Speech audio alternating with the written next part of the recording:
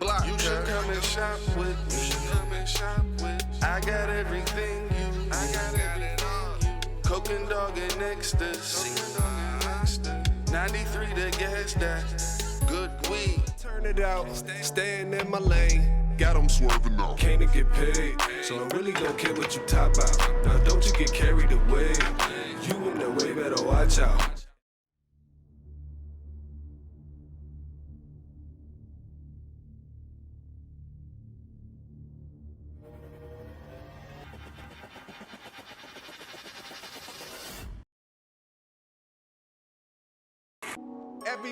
Created back in 2001.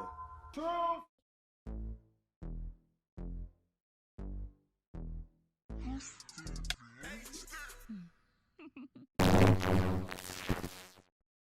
It's JOSEY'S, boy.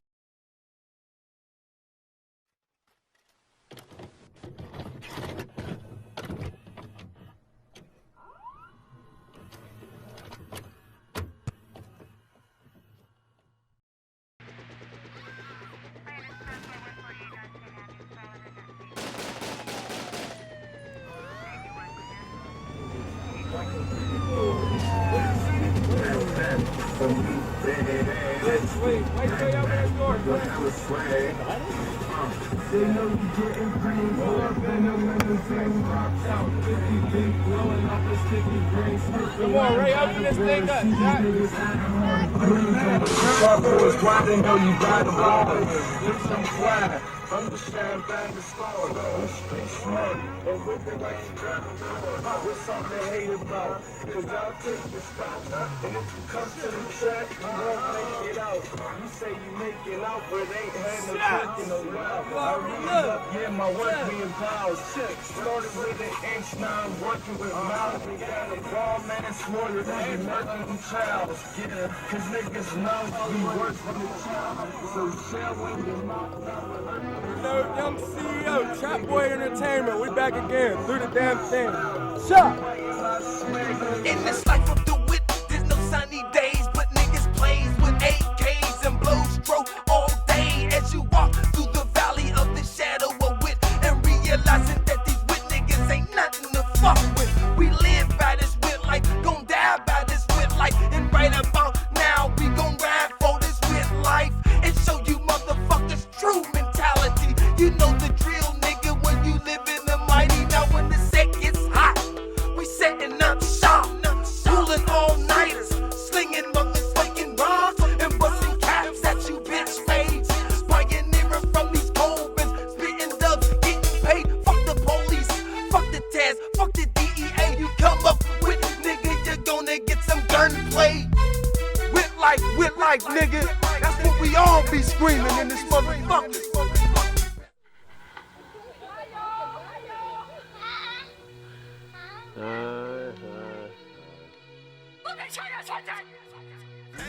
Back in 1942, a builder and developer named Roland built 342 affordable units.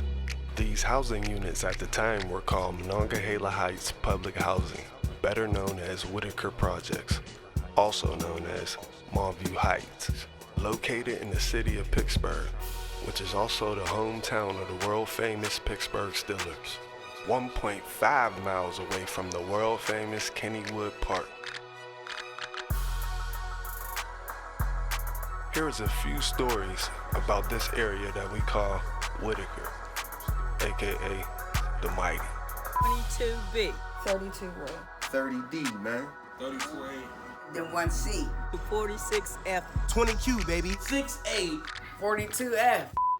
Oh, the people was peaceful, but I really was, when I came from Cleveland, I really didn't know too many people, and it was peaceful, and I didn't deal with them, but when I finally got to know them, I got along, we all got along like a family. That's all I can really much say. Everybody was pretty much related to each other in some type of way. And if we weren't related, we were still considered as family.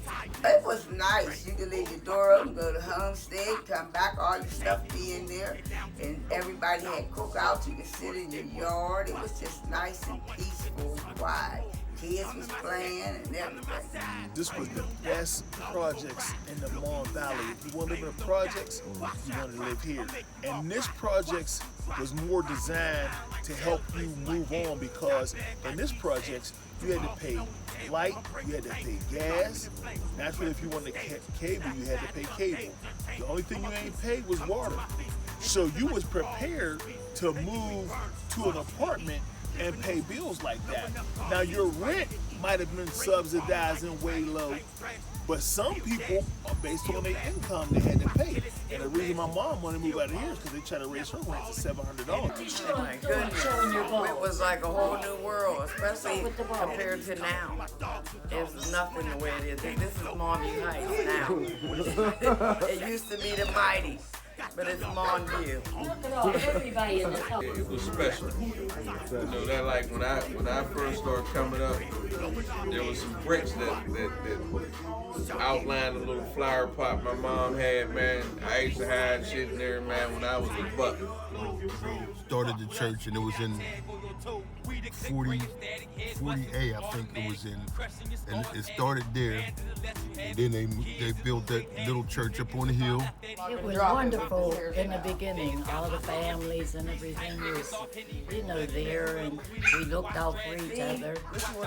Nobody ran in nobody's yards.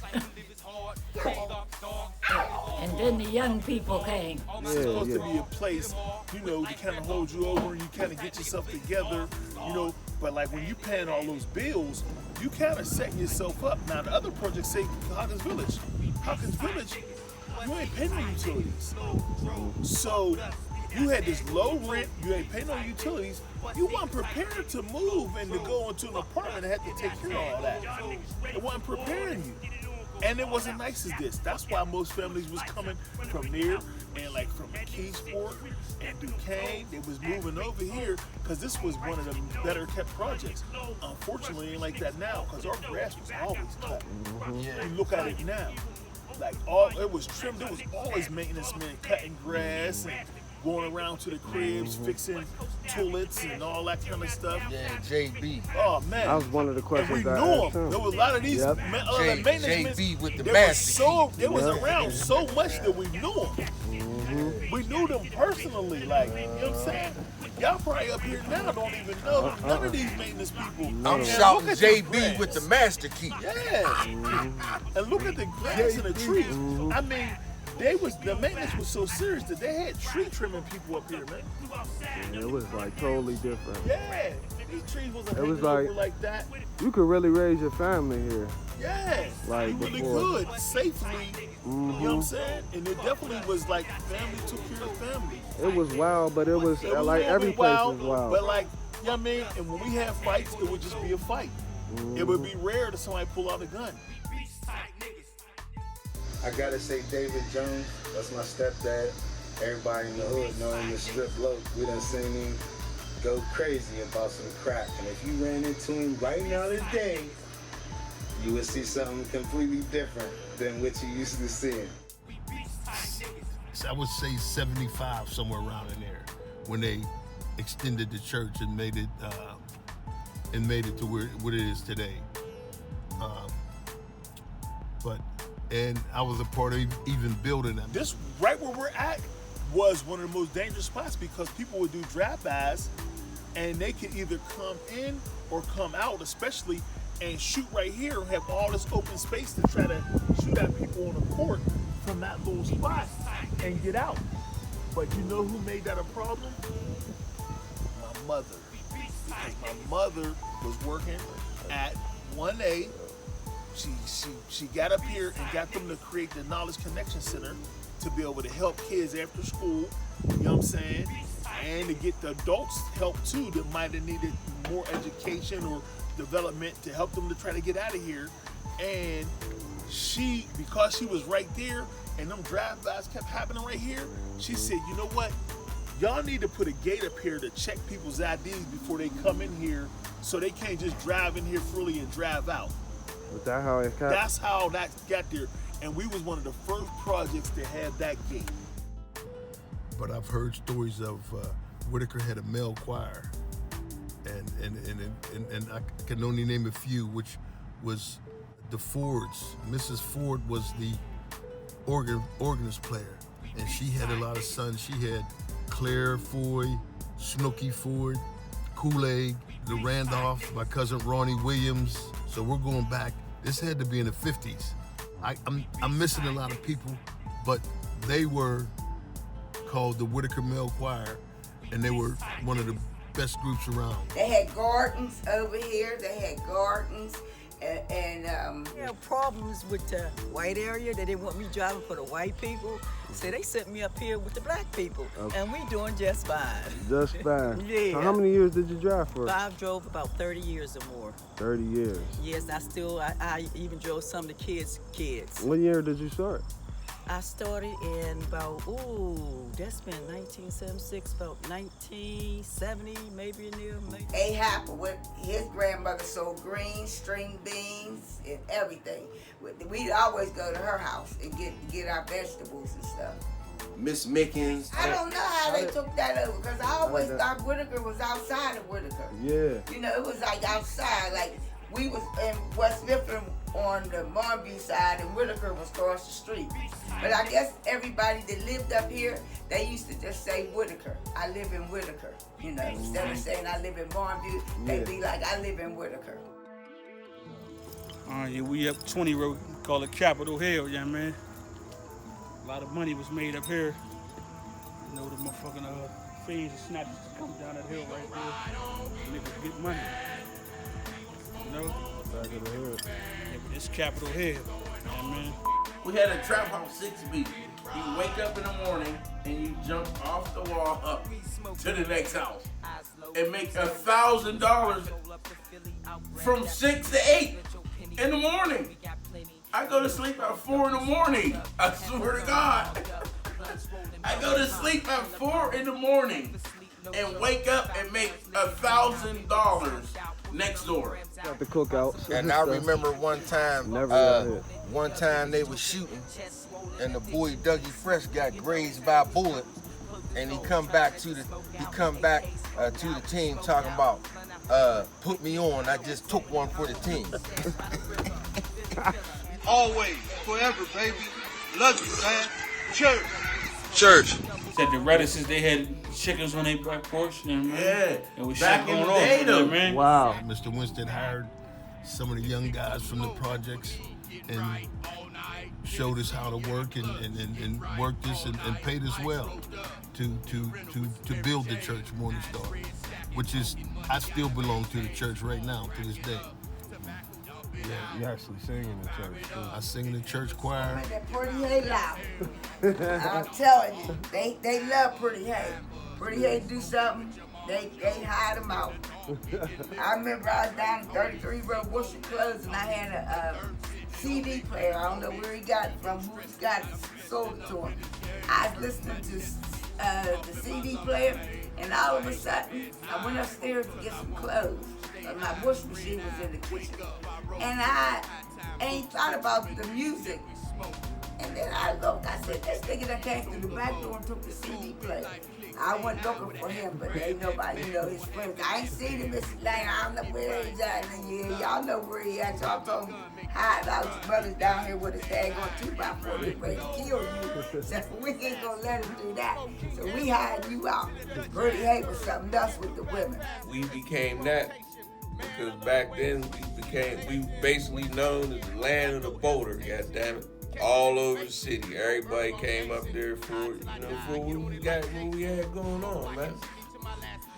You come up there and you see 15 hands in your car window. That's how we did it back then. That's how it was. One way in, one way out. First it was 145, then the Walkersburg niggas had it. You know what I mean? They with the law shit, we Crips up here. So 146, we made it even. Crip numbers going even numbers, you know what I mean?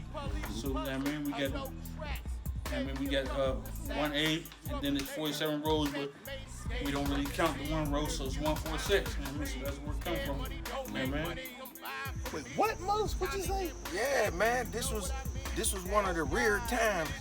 You know, when it was a drizzy up this motherfucker, man, and I'm fucking with the boy Cool Ease Uncle Mike. You know, we running around 3-4 days going to Duquesne and grab. That's how bad it was. You know what I'm saying? And so I'm out here hurt, sick. You know, I need mega, need wake up. And I said, fuck it. I'm gonna go down to my Razor's crib, cause my bro had this little box with all these little DVD players in it and shit. And so I said, I'm gonna roll down there, get one of them, and sell that, then I'll be back in it. So I'm on the coal bin over there by Mr. Rose's crib. So I shoot through the back alley, past Sarah Bell's, and right by Mr. Massey's red shed, I look down, and it looked like a dove, but it was this big. I turns around, I walk away from it. I'm like, say it ain't so, right? Yeah. So I walk back up to it, and I look down to examine it. You know, I can see little air holes in it and shit. I turns around, I'm talking to myself and everything. If somebody was looking out their window, they probably said, oh, this nigga really fucked up on this shit, he's bad. So I go walk past and grab it, I scoop it, shoot up 20 Road, bang on Drika's back door for Uncle Mike. Hurry up, get the door. He come open the door.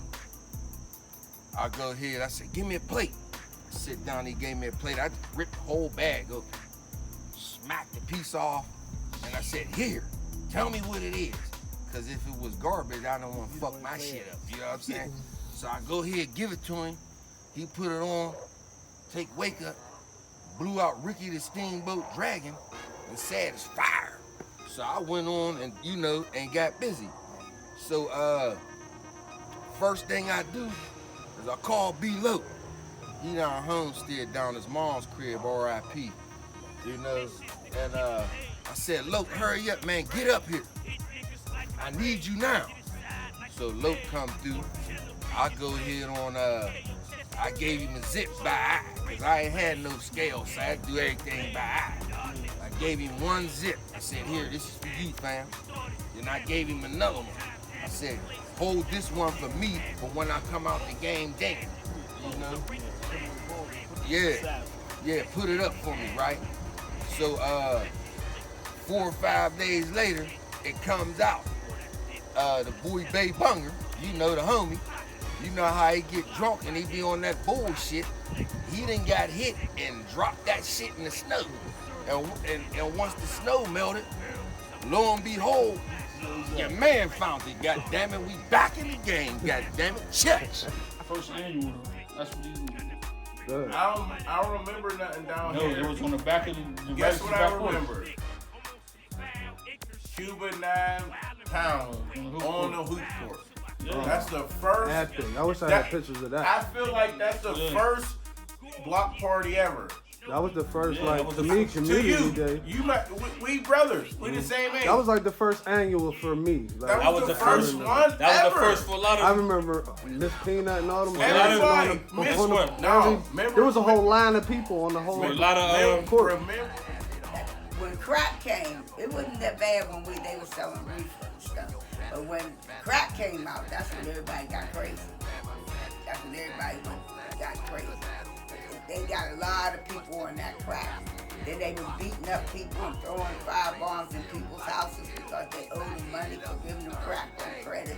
When I was coming up, a lot of people in your area don't know that we went to Whitaker Elementary before we went to Homeville.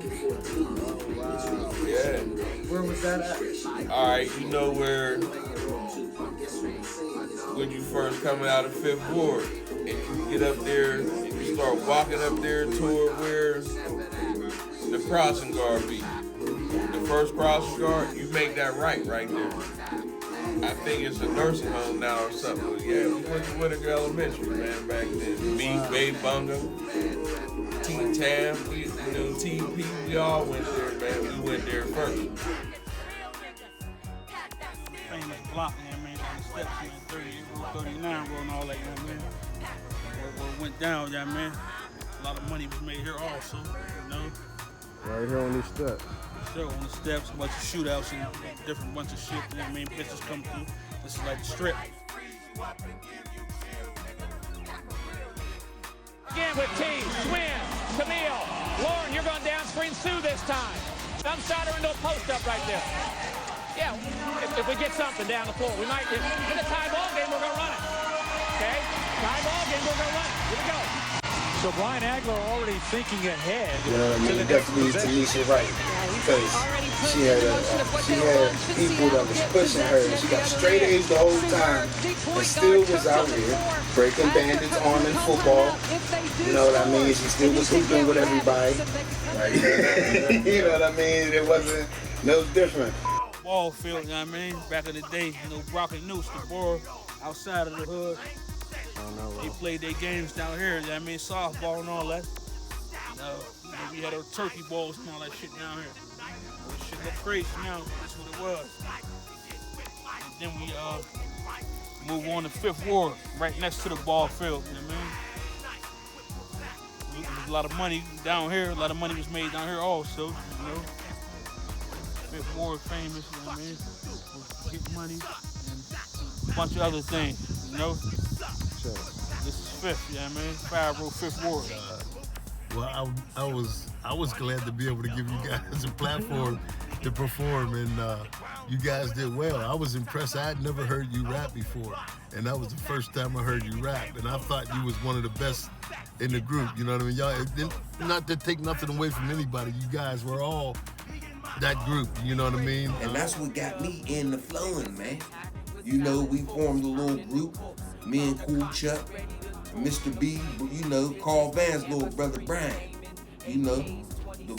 And we formed our group Quiet as Kept, and we repped the Mighty Wit.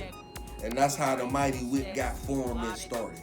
Our first jam was called Little Red Corvette, and it was a hit. And then we had other hits such as Hoods, Project Bitches, and you can, you know, name whatever ones you want. You know what I'm saying? And they love us in Duquesne, and they love us in the Mon Valley. And you know, we used to battle all the time. You know, Five and Honey from the Duke.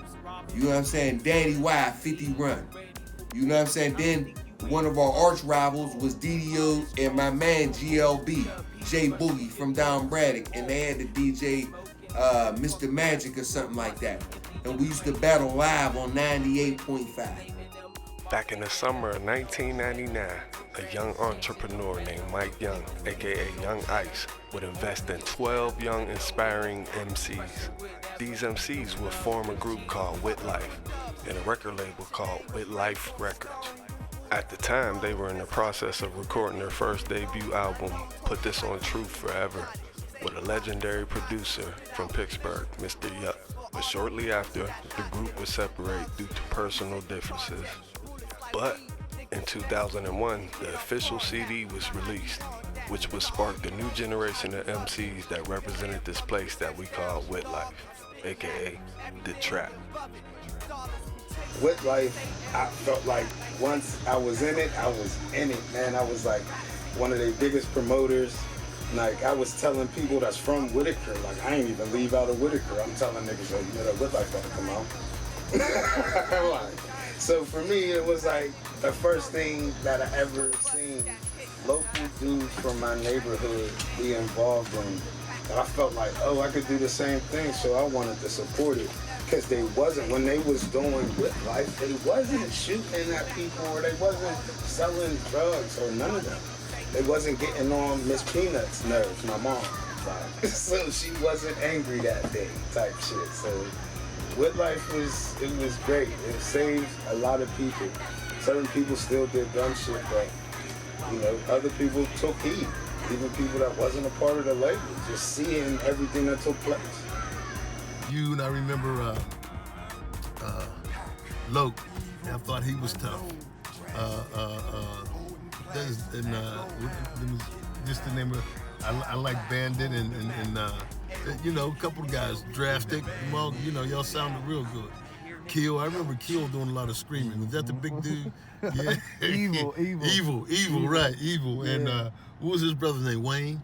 LP. He was another, yeah. But what was that, Lost Prophet? Is that what that started? Is that what that meant? Yep. Little Brett. Yeah, I was impressed with his skills. Am I leaving? Who else was in? Else was in y'all group? K.I. was in it. Oh, was K.I. in it? Unknown. Okay, I remember Unknown. I think we named everybody. Yeah. I was impressed with y'all guys, man. It started with everybody come rapping together, but it started actually like back early '90s. Me, myself, and a guy they call, if y'all don't know him, rest in peace, Juju, J. Raw, they would call him, Sir Hughes. Me and his brothers used to rap his stuff, and after that, the other homies would be recording throughout the town. We all came together years later, and Wit Life just started from that, from Juju and mostly Chili Most, as they call him, and DJ Schizo, and a few other homies that came together, and we just wanted to do a Wit Life thing, and that's just how everything started. It was everything, man. You know what I'm saying?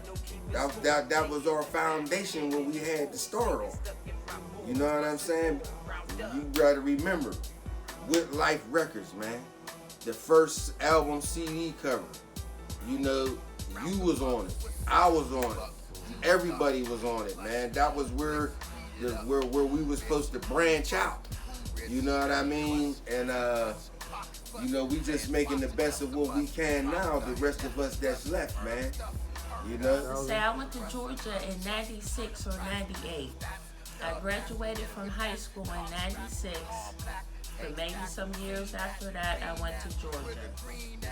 So in the meantime, in between time, I have no idea what's going on. But I come back home, and I'm on the block, on the parking lot on top of the basketball court. And Chiffon had his expedition. Mike, let me get the whip, I'm home. He like, you got your license? I said no. But in the trunk of the expedition, there was a whole box of CDs, Whit Life Records, trying to get them off. He was like the glue, man, that kept everything together. You know what I'm saying? I mean, he made the miracle happen for us, man. You know what I'm saying? Him, the Bull P. Kizzle, P1, yeah, man, you just gotta, think about all the annual cookouts we had every year, man. All the people we fed, man. All the people's lights and gas we turned on, man. You know what I'm saying? And, man, he was a major part of that Wit Life movement, man. This rocking chair in the living room.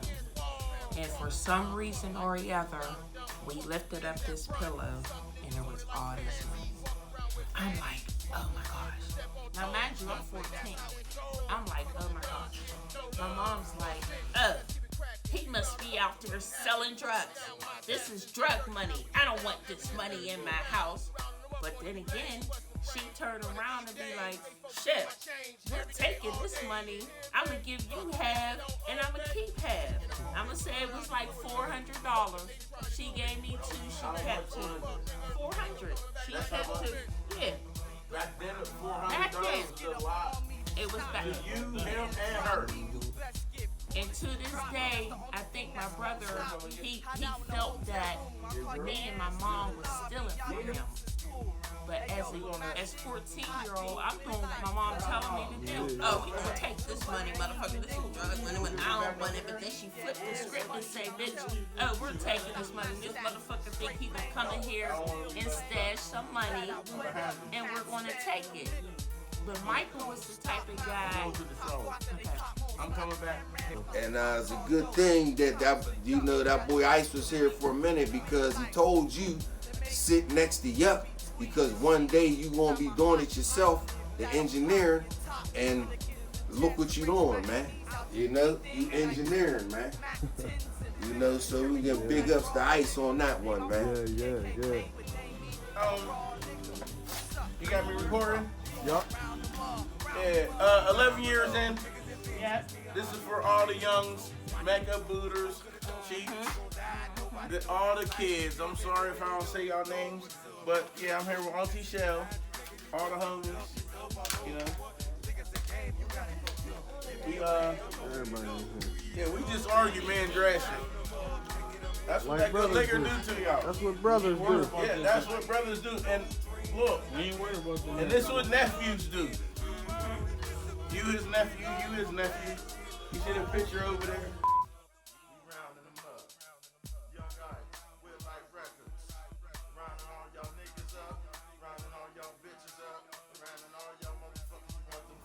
Right now we on C Central, man, Crack Central, man. A lot of work got sold here. And again, big money was made here. And man, like I said, unfortunately had an uncle get killed right here in the parking lot. You know, I grew up in this apartment right here or whatever, you know what I mean? My uncle was killed right here or whatever, but you know, this is where a lot of things started, a lot of things happened on this wall right here. This is the origins of shit. You know, and this is just what it is. We call it Crack Central, C Central. And like I say, a lot of crack and a lot of money was made here and sold here. So this is where we at. You know? Check. C Central.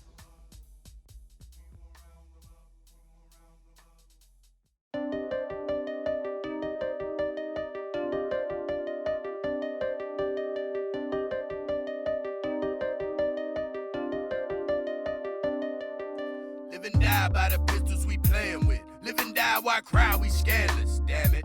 Live and die by God's hands, heaven or hell. Live and die by the murderer's hands, blood trail. Live and die by the ways we grew up. Live and die, nigga, when I ride, nigga, from the flow up. Live and die by bullets, big guns, small guns. Live and die by young ones, old heads with old guns. Live and die for my kids, my bloodline. Live and die for my homies, my thug line. Live and die by right or wrong. Live and die by the setup when she coming out of thong. Who gon' live and die for me, bust a nine for me, get high with me, break a pie with me. Live and die by some real shit, some meal shit. Live and die by some trill shit, some kill shit. Live and die by slipping, ain't no coming back from that. Live and die by who that with a Mac and all black. Live and die by, gotta ride by. Ain't no telling who gon' die when I fly by, ha ha.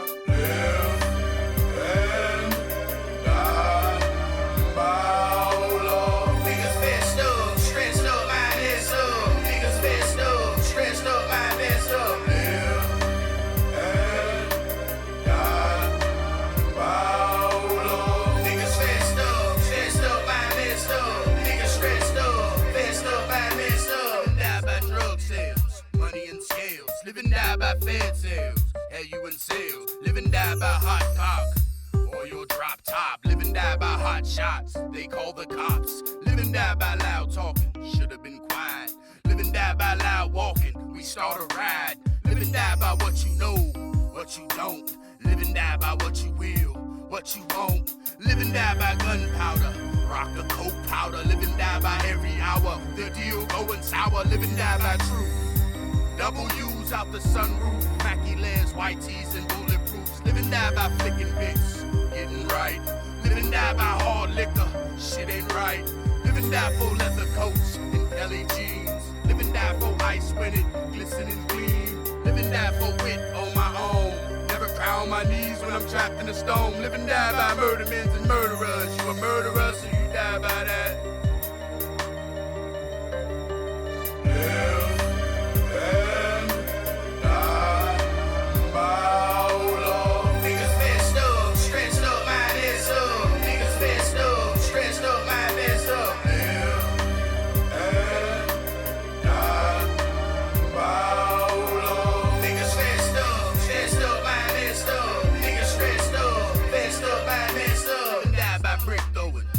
Don't be knowing, live and die by heat holding. Live and die by this, live and die by that weed rolling. Live and die by rich and poor people. Live and die by sinning more evil.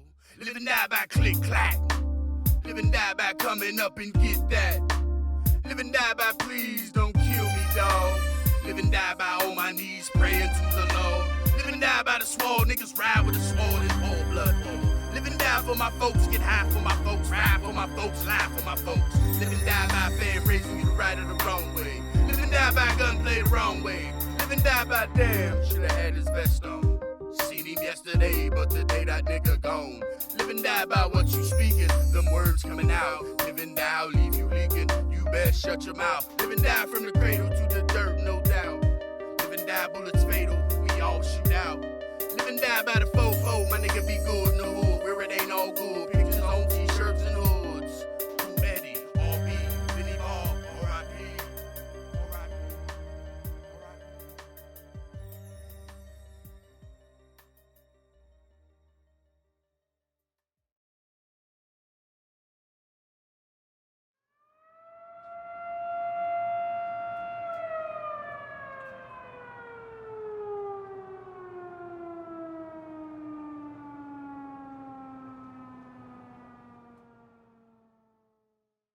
Back when I came up, listen, it was mandatory to respect your elders. It was you couldn't go down the street and be down the street cussing, and Mr. Johnson heard you cussing, he would whoop your ass, and then he would call you home, and you would get an ass whooping at home.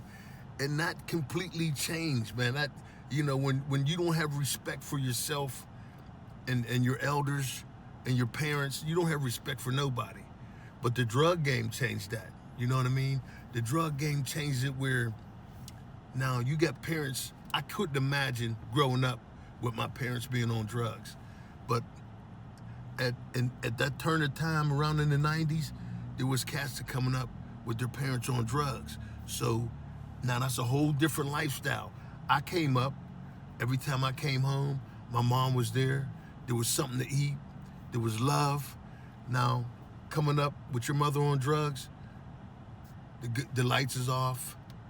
There ain't nothing to eat. You hungry. Your mother don't care because all she's looking for is drugs. 32, bro. You know what I mean? A lot of good families was born and raised down here. You know, back in the day we played wiffle ball right there. You know? A lot of shit happened down here. A lot of good families was raised down here. Wasn't too much activity down here as far as negative shit, but it was just good families raised down here, you know what I mean? People was together down here. Is he doing? He trying to dress her on the street. Bitch, what are you doing? Bitch, what are you doing? What are you doing? Come on, man. Get your girl, man. Get your girl, man. Get her. It's the kids. The kids have changed. They have no respect. You have to teach them respect. You don't give respect, you ain't gonna get it back. And I had got mine from the kids, and they respect me much more than they did before. You can't feel safe in the hood. You can't. You can't. We And was I comfortable. have, so I'm comfortable now. Yes, I'm the last time I seen R.I.P. T-Raw, I seen a nigga and a bitch said, "Why y'all dressed like that?" We both looked at the bitch and said, "This is our comfort zone. We can wear New Balances and a pair of jeans and a white tee because we in the hood. We know what's going on. Soggy ass water and all this other extra I'm shit. not moving Comfortable to in the another hood. hood, We and ain't I gotta don't carry have no. sense, We know ain't gotta what's carry no going on. pistol because we comfortable in the hood. And guess what? A hood nigga will take you the fuck out. You feel me? But a hood Can't nigga, be a hood nigga will take from you. A bitch nigga, hood nigga will take from you. You know what I'm saying? We comfortable, we ain't comfortable. For real, ain't nothing up. You still gotta be on your toes. It done changed so much that it's like, It's not even clean like it used to be. No, but don't nobody care. Nobody cares. Like, you know how when back then we all cared about our yards and kept it clean. And these young girls is lazy. They don't want nothing. They don't pick up a piece of paper. You know, no one cares. You know, nobody cares about their yard. It's just don't care. You can just look around and see who cares for their yard and who don't care for their yard. You know. Everybody needs to get together and work together as a team, even with the kids, because kids need help around here. You know, if you can help anybody, I was taught if you can help anybody, you help them. Yeah, teach them to go to church and learn more about God. Learn about God, yep. Yeah. I think more of the generation change than anything. You know, as people lived up here, it was just like different eras. So different generations all trying to grow up and trying to find their way, basically. So that's pretty much what changed. The youth, basically. And then people start moving out, new people coming in. So Whitaker's really not as the same as when I was living up here or when I grew up here. I remember being in school and everybody else had their math books and everything else, and I had a dictionary. You know what I'm saying? Trying to find words to put into my rap, not even really knowing all the meaning. You know what I mean? And that's where it all started, man. And we ain't never been looking back. And we done took it so far that you're here. You know what I'm saying? You're the new generation. You, the Bull Finney. You know what I'm saying? And then we rocking with the JOSEY'S boys and Fever Artistry.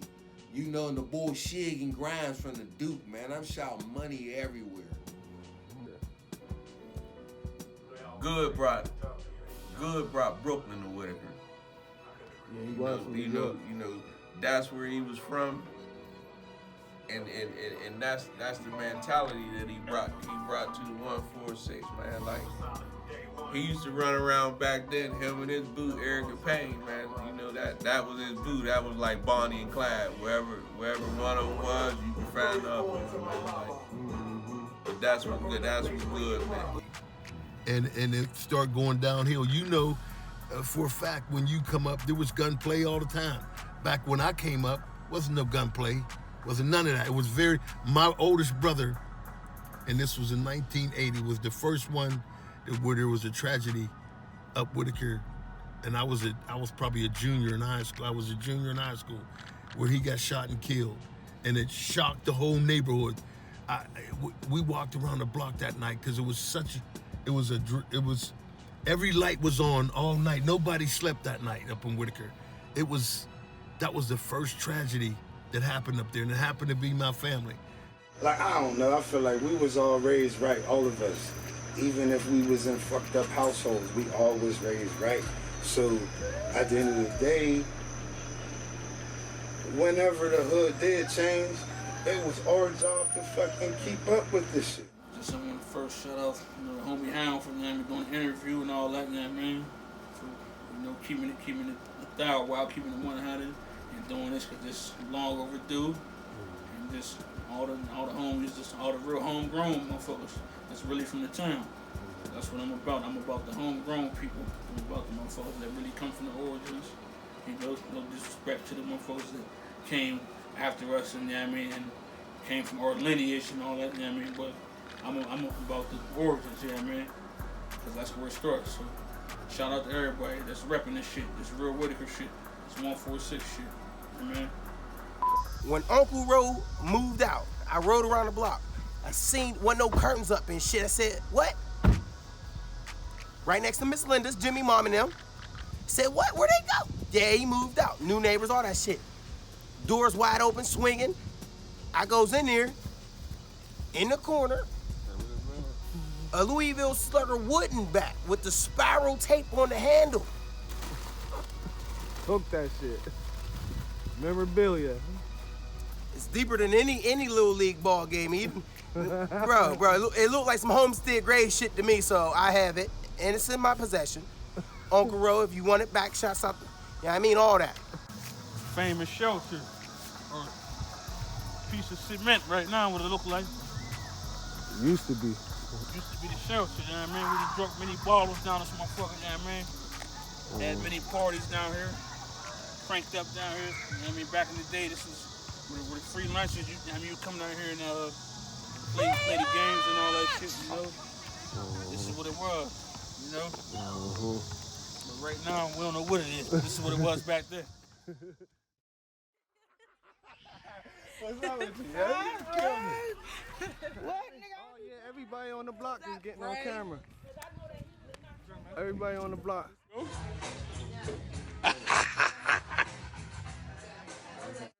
Wait, I'm not filming. What are y'all filming for now? Okay. You're really not allowed to.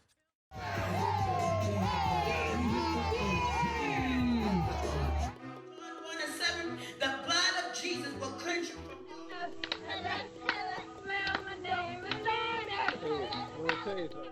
Look into the eyes of the hound with the mind to lay you down. I'm born in red, so if you hit it my way, you best turn around. Who's ready for war? Cause it's time to do it. Attack with the desert equal straight to your loved ones like you did it. Not that in the magnum will make your blood start oozing. So strap, it's gonna be hard to defend. How you love that? Your hot block is bad, but the hell streets is worse. Cause now I know the reason why Mace went to church. The streets is cursed. Crews need to stack up, put their hands down and pick their guns back up. On the hot block, on the cold bench where they slang that rock. They'll pop your top, cock that clock. Watch what you talk, cause I ball in hot places. Every day looking at hot faces. Always in deep shit. Dr. Johnny 182. Cochran, hot cases. I'm gonna get you when you ready, Miss Red. How I know my shit is hot, cause I look at the test and all I see is pain. No collaboration, cause I don't even feel it. I call the judge up and tell that nigga that